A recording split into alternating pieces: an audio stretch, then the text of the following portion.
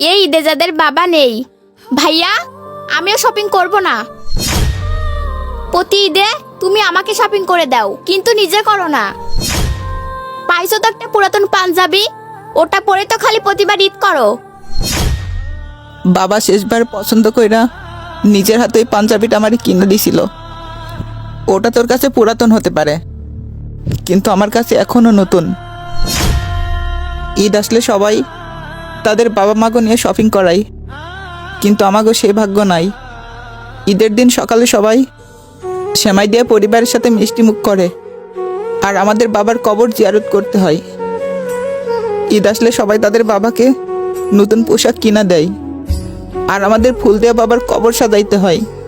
জানোস, একটা ছেলে তার বাবাকে সব থেকে বেশি ভালোবাসে, কিন্তু ছেলেরা কখনো বাবাকে বলতে পারে না আই লাভ ইউ বাবা।